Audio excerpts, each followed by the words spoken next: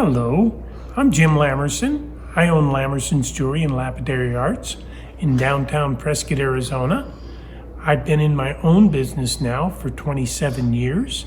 I'm a graduate gemologist from the Gemological Institute of America and a certified gemologist appraiser with the American Gem Society. We're a very limited number. There's only 7 of us in the state of Arizona. I'm here today to try and share with you some of the pieces and highlight some of the pieces out of my jewelry store. My jewelry store is located, like I said a little earlier, in downtown Prescott, and we specialize in previously owned, estate, and antique jewelry. I am, at this point, demonstrating to my customers that we carry a wide variety of Native American jewelry. Some of it is new, some of it is used, some of it is antique. Right now I'm showing you a very contemporary new squash blossom. It contains lapis, it contains coral, it contains turquoise, it contains sugilite, which is a material out of Africa. The motif of this item is Navajo. It appears Navajo to me. It appears Zuni also. So in today's world, you have a lot of people that are intermarried. So you have a little bit of both.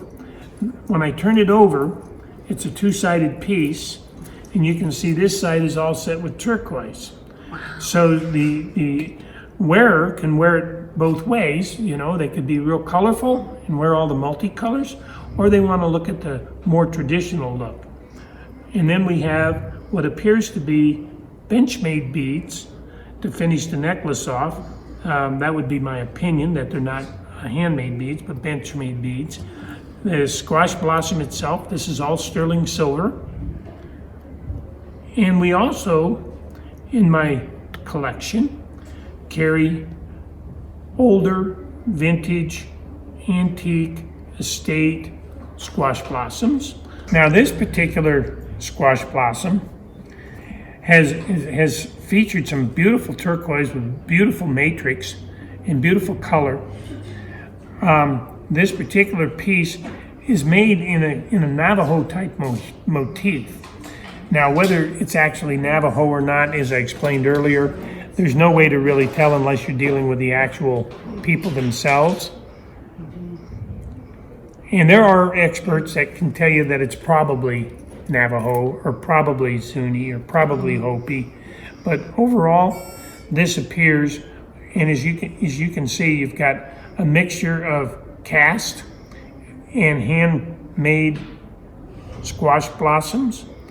The blossom itself appears like all of these are done where they were done with maybe tufa casting or sand casting, and then they were embellished with this hand-twisted rope, and then it was all assembled.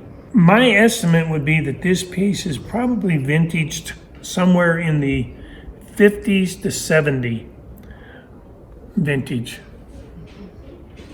And here again, as I try and explain to folks, that's an estimation, and we try and give an opportunity to say, you know, I could be wrong. It could be the 40s, but it looks to me to be more, like I said, the 60s or 70s. This is a contemporary pendant. It's not a squash blossom.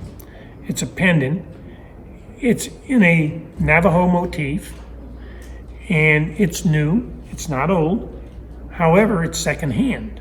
I handle a lot of secondhand. So, of course, it's in my estate department because I got it out of somebody divesting themselves of assets. That's sort of what an estate does. You divest your assets to get cash for whatever the reasons may be. So that's what this piece is. And it actually has 3 feather drops. And it's a very nice piece. Typically, a squash blossom will have a naja. And this is the naja. And sometimes the najas are set with stones and sometimes they're not. This particular one, as you can see, is embellished with 1, 2, 3, 4, 5 turquoise, and then you've got 1 suspended turquoise. A naja is typically in the shape of a horseshoe, but I don't think it is supposed to be reminiscent of a horseshoe. I just think it's part of the squash blossom presentation of the necklace, and they put a naja on it. Typically, to be a squash blossom, from what I've seen, and I'm not an expert on Native American jewelry. What I am is somebody that's in the jewelry business that handles a lot of secondhand jewelry.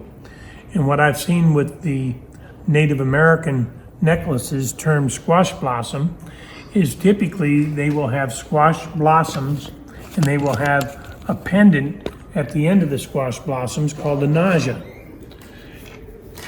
They're all connected with beads. Some of them have handmade beads, some of them have Benchmade beads. The difference is that Benchmade beads are made with manufacturing tools, and handmade beads is where somebody sits with a ball and puts it into a receptacle that bends it, and then they take the two halves of the ball and assemble them, and those typically will cost more than something that's made by machinery. These look like Benchmade beads. These look like Benchmade beads. These look like Benchmade beads. Now, the difference that I've learned over the years of handling them is that the Benchmade beads, the holes are made in the bead from the outside in. From the handmade beads, it's from the inside out. So when you get a handmade bead, you're going to feel that flange on the bead. I'm demonstrating or showing a set of Mediterranean coral, sterling silver, a bracelet, and a pendant. Mediterranean coral is getting harder and harder to get. Many of the places that the coral beds are have been overmined, so it's really highly prized to be able to find the red that's in the Mediterranean coral rather than the orangey color that you see in a lot of the stuff that's coming out of other places overseas. Now this material is in a typical Navajo motif or Zuni motif. I would be hesitant to say it's Zuni. I would like to say that it's Navajo, just by the nature of the pieces. And then you can see where the balls are used to enhance the bezels, and each stone is bezeled on its own, so each stone shows each stone shows it by itself.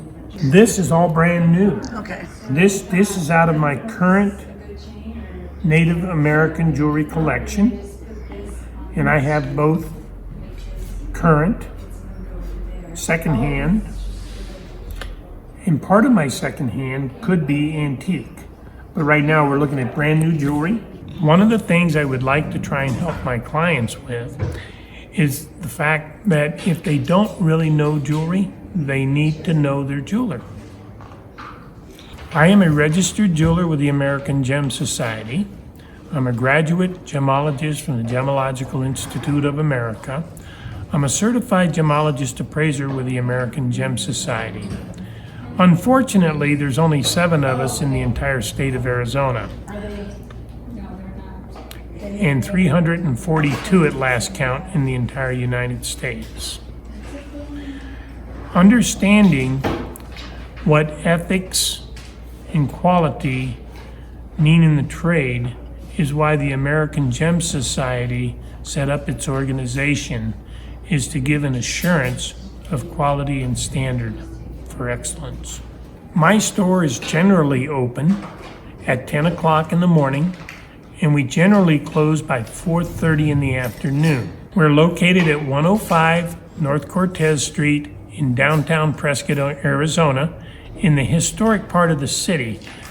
I want to stay with the character and ambience of the city of Prescott.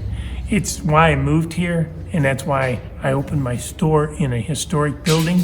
I have antique showcases, some of the first that were here in modern jewelry out of the 40s. And then I had all my newer cases were custom made to match the older cases. So sometimes it's not so bad to repeat history.